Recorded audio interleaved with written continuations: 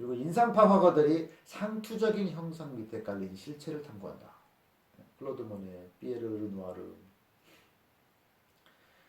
자, 그래서 이제 1차 대전이 일어나는데 자크 조프르 원주는 처음에 어떻게 하려면 알자스 지방으로 진격한다. 처음에는 성공할 뻔했다라는 거예요. 알자스 지방 저번에 말씀드렸죠. 여기 독일하고 면에 있는 부분.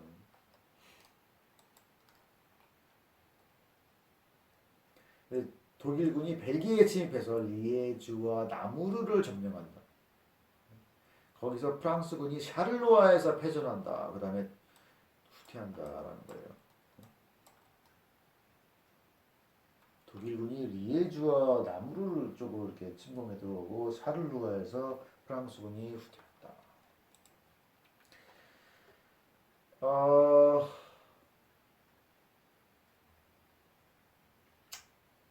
전쟁이 금방 끝날 것으로 보였는데 독일군의 추격 작전으로 독일군의 보급선이 빠르게 길어졌다. 그래서 탄약 수송이 지장이 생겼다. 독일이 빨리 이길 것 같았는데 이런 애로사항이 있었던 거죠. 그리고 러시아군이 이제 참전을 했는데 러시아군은 그럼 뭐예요?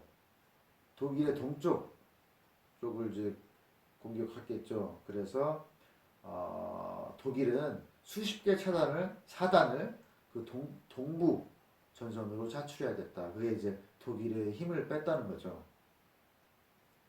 그리고 조프르 장군은 퇴각을 계속하다가 프랑스 마른강 유역에서 독일군을 조사했다. 마른강이 어디냐?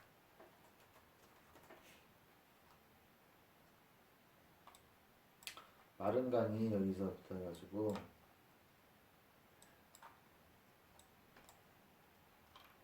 이렇게 쭉 이렇게 무지개 모양으로 그래서 거기서 독일군을 저지했다는 거예요. 마른강 유역에서 포위된 독일군은 기지와 연락이 차단될 것을 두려워해서 후퇴했다. 그래서 프랑스는 살아났다 이거예요. 그리고 이제 프랑스군도 마찬가지고 독일군도 마찬가지고 자국 측의 측면을 보호하기 위해서 빨리 영불 해협에 도달할 필요가 있었다. 해안선 쪽으로 갈 필요가 있었다는 거예요. 측면을 보호하기 위해서 영불 해협이 어디예요? 영불 해협. 여기 영국하고 프랑스 사이 해협. 이쪽으로 빨리 갔어야 됐다는 거예요. 측면을 보호하기 위해서.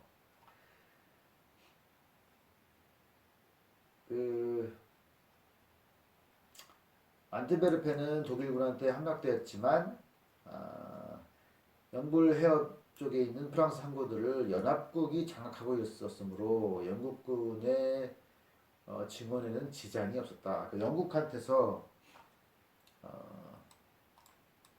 안트베르펜 여기는 이제 독일이 점령을 했었지만 이제 나머지 이렇게 해안선 여기는 프랑스 연합군국들이 장악했기 때문에 영국군들이 이렇게 지장이 없었다. 그리고 이제 수백 미터의 거리를 두고 철조망으로 방어하는 참호전이 있었다는 거예요. 그래서 그 전선은 플랑드르, 아르뚜아, 피카르디, 샹파뉴, 그 다음에 북동지방 전역 이런 걸 포함해서 벨기에 해안부터 스위스 국경까지 뻗어 있었다. 여기 보면 프랑스 지도 여기 보면 이런 지방들이 있어요. 플랑드르, 아르뚜아, 피카르디, 샹파뉴, 그래서 이렇게 쫙. 그래서 그 참호가 수백 미터의 거리를 두고 서로 대치하고 있었다. 그런 전선이 있었다는 거죠. 그래서 연합군이 샹파뉴하고 아르뚜아 공격전을 감행했는데 전선 돌파가 불가능했다. 그래서 소득이 없었다라는 거예요. 그래서 참호전이라는 게 뚫을 수가 없는 거구나라는 것을 이제 1차 대전에서 처음 알은 거죠, 사람들이. 전쟁은 항상 전쟁 기술의 발달에 따라서 양상이 달라지게 돼 있어요. 그리고 영불미 연합 함대가 대서양에서 잠수함의 위협을 제거했다. 그러니까 독일군이 잠수함을 사용했는데 그 위협을 제거했다. 그리고 노르웨이부터 스코틀랜드 사이에 사상 최대 수출해망을 건설했다. 노르웨이와 스웨덴 사이에 이렇게 쫙 수레망. 네? 그러면 이제 독일에서 이렇게 잠수함이 왔다 갔다 하기가 어려운 거죠.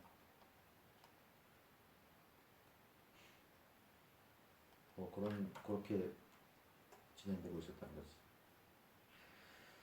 그리고 이제 영국은 영국대로 장군이 있고 프랑스는 프랑스대로 장군이 있고 그래서 더글러스 헤이그 장군하고 앙리 페탱 장군이 있었는데 각자 자국의 군대를 지휘했다. 통합사령관이 없었다. 그래서 독일의 에리히 루덴도르프 장군이 양군의 접속점을 공격한다. 그래서 영국군을 해안으로 압박하려 했다. 그러니까 이제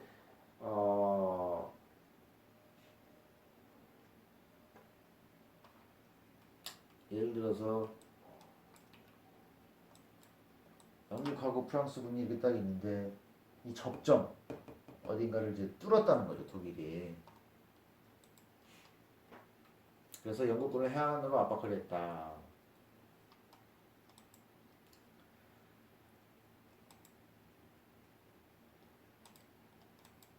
근데 그 연합군의 통합 지휘권을 페르디낭 포슈 장군이 맡으면서 헤이그와 페탱 두 장군이 그의 명령을 받게 된다. 그래서 통합 사령관이 생긴다는 거죠. 또 루덴도르프는 샹파뉴에서 공격했다가 구로 장군의 방어전에 걸려서 후퇴하고, 그리고 포슈 통합 사령관, 이 사람은 빌레 코트레에서 샤를 맹갱 장군의 엄호를 받으면서 반격전을 재개시해서 독일군한테 타격을 준다. 빌레 코트레.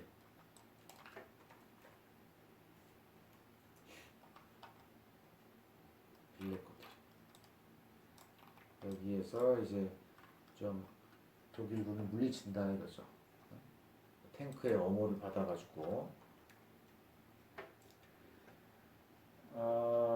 그리고 이제 독일은 포슈가 이제 독일로 쳐들어올 것을 생각을 해가지고 미국 대통령 우드로 윌슨 대통령한테 강화를 제의한다. 그리고 윌슨은 14개의 조건을 제시한다라는 거예요. 근데 여기서 윌슨 대통령이 민족 자결권을 주장한다. 그래서 영국과 프랑스의 수상 데이비드 로이드 조지하고 클레망소는 이게 마음에 안 들었지만 파경을 막기 위해서 부득이하게 이 윌슨 대통령의 제의를 수락한다. 이래. 그래서 결과적으로 프랑스는 안전 보장을 이루지 못한다. 그게 뭐냐면은 독일이 졌으니까 이제 독일의 힘을 확 빼놔야 되는데 그걸 이제 윌슨 대통령이 민족 자결권이 있다라고 해가지고 그걸 못하게 한 거죠. 그래가지고 독일의 힘을 못 빼고 남겨뒀다. 그래서 그게 2차 대전의 불씨가 된다. 그래서 독일은 배상금을 지불하지 않으려고 영국하고 미국에서 차관을 도입해가지고 국내 경제에 투입한다. 돈을 안 갖고 배상금을 갚아야 되는데 그래서 재건이 사실상 프랑스보다 잘 시켰다. 근데 이제 프랑스는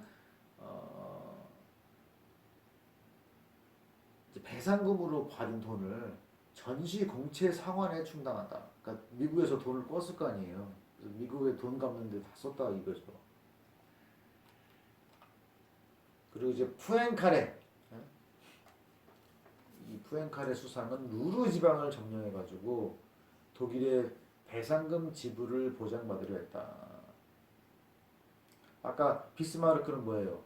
벨포르 지방을 보장 점령하려고 했는데 푸엔카레는 루르 지방 독일이겠죠 그러면.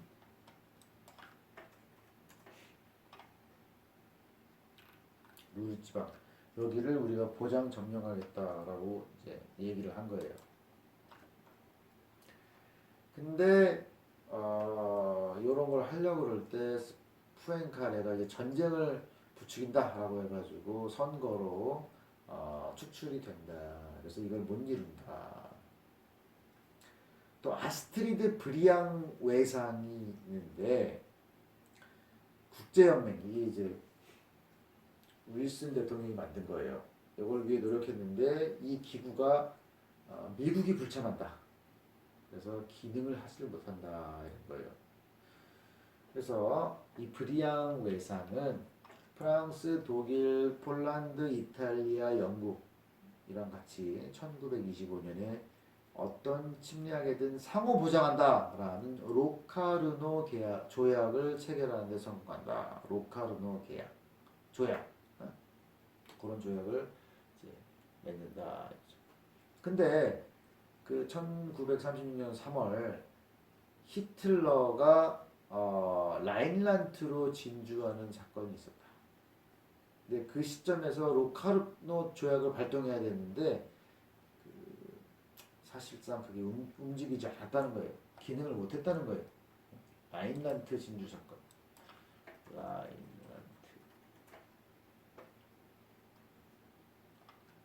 이제 이쪽으로. 이게 이제 조약상 하면 안 된다고 하는 거를 이제 히틀러가 했는데 그거를 이제 그때 아무것도 안 했다는 거죠.